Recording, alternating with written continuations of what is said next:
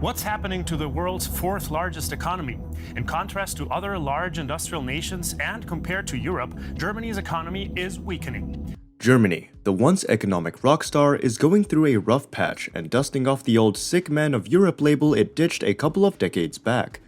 The current scene is all about stubborn inflation, a slump in input, and dealing with both short-term and long-term issues.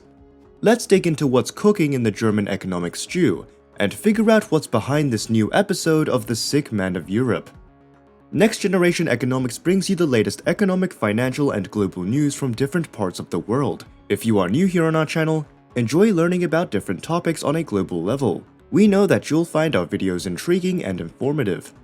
In this video, we are going to discuss how Germany is affected by the energy crisis in Europe. Watch this video to the end and learn about Germany's response to the ongoing crisis. Let's get started.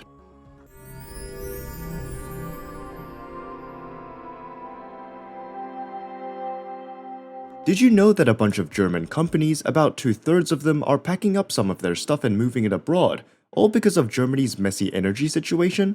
Deloitte was talking about this, saying high energy prices and inflation are the main culprits.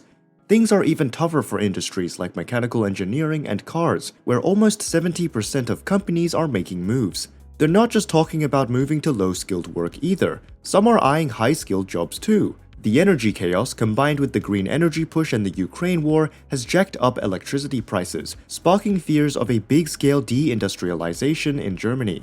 Deloitte's Florian Ploner thinks more companies might bail if the power prices stay crazy high.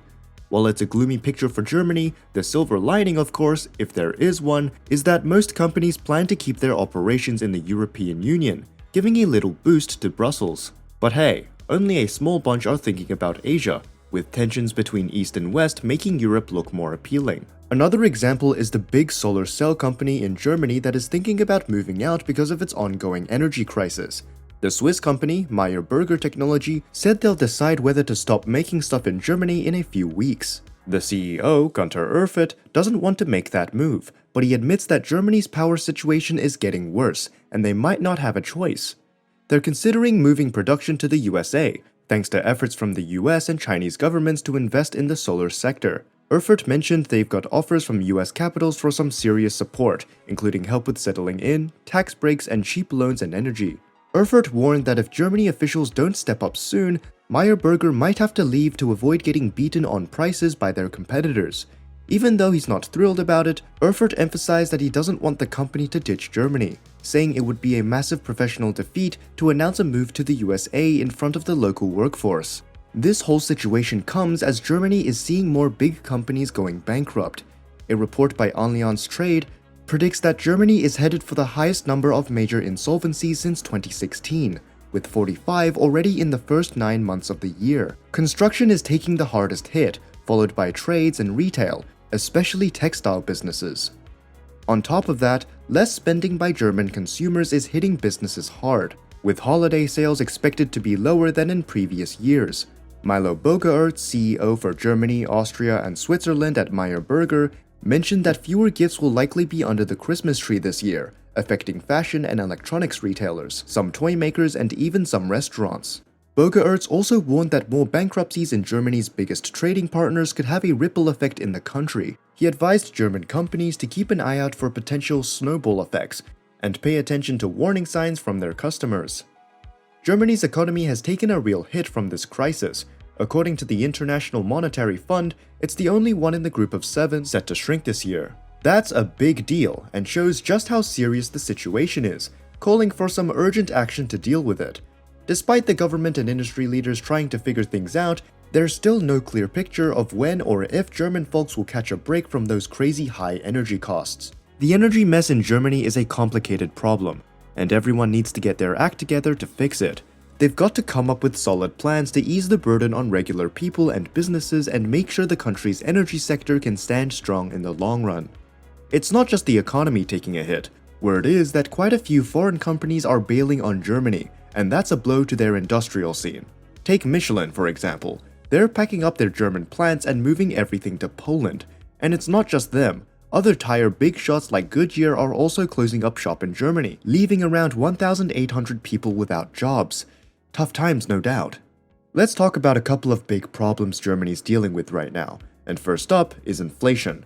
Germany's inflation game is strong, hitting 6.2% in July 2023, way above the Eurozone's 5.3% average.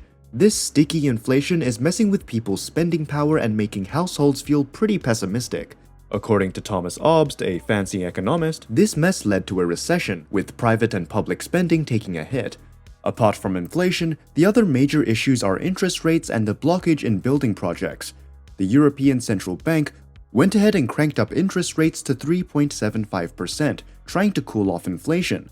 But oops, it hit Germany's construction scene hard. Construction companies are crying over a lack of orders and skyrocketing building costs, making it tough for them to get new business. Klaus Worup from the IFO Institute says over 40% of these companies are singing the blues.